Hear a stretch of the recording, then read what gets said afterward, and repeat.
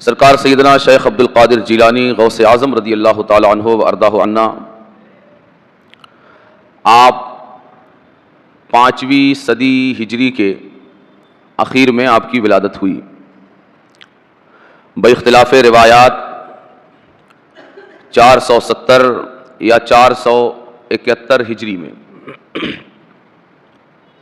اللہ تبارک و تعالی نے اولیاء اللہ کے درمیان لوگوں کی اصلاح اور لوگوں کی باطنی تربیت کے لیے آپ کا انتخاب فرمایا، اور آپ کی زبان مبارک میں اللہ تبارک و تعالی نے انسانیت کی اصلاح و تربیت کے لیے وہ تاثیر، وہ اثر اور وہ طاقت و قوت رکھ دی کہ گویا آپ جس طرح اصلاح کے الفاظ اور کلمات ارشاد فرماتے جاتے، لوگوں کے اخلاق، لوگوں کے کردار اور لوگوں کی زندگی اسی طرح بدلتی جاتی اور آپ کے الفاظ میں ڈھلتی جاتی۔ گویا جیسے کسی انسان کے ہاتھ میں طاقت ہوتی ہے نا، کہ وہ چاہتا ہے تو لوہے کی باریک والی چھڑ کو اپنے حساب سے موڑ لیتا ہے، پلاسٹک کو موڑ لیتا ہے، فولڈ کر لیتا ہے، تو وہ طاقت جو عام انسانوں کے ہاتھ میں اللہ تبارک و تعالی نے عطا فرمائی کہ وہ کچھ چیزوں کو اپنے اعتبار سے مولڈ اور فولڈ کر سکتے ہیں، اللہ تبارک و تعالی نے اپنے فضل و کرم سے وہ طاقت اور وہ قوت جو عام انسانوں کے ہاتھ میں عطا فرمائی، وہ سرکار سیدنا شیخ عبد القادر جیلانی غوث اعظم رضی اللہ تعالی عنہ کی زبان مبارک میں عطا فرمائی، کہ ہم جس طرح ہاتھ سے موڑتے ہیں وہ اپنی زبان سے موڑ لیا کرتے،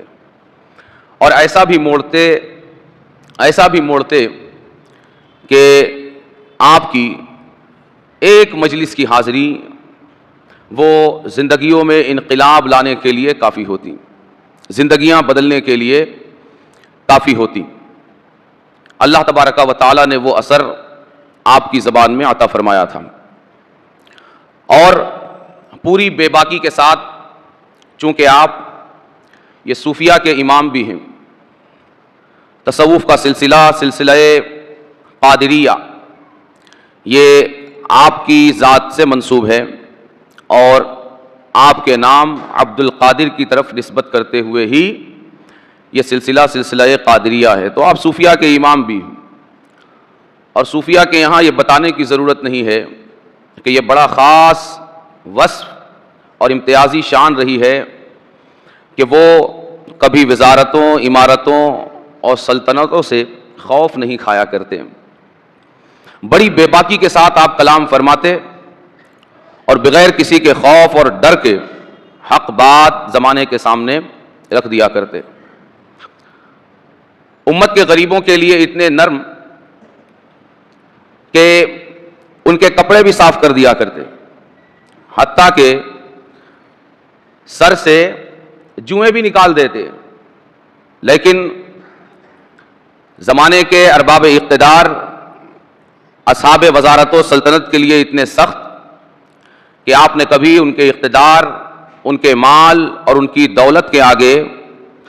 اپنا سر خم نہیں کیا۔ آپ کی سیرت کی کتابیں ہمیں یہ بتاتی ہیں کہ آپ کبھی کسی امیر و وزیر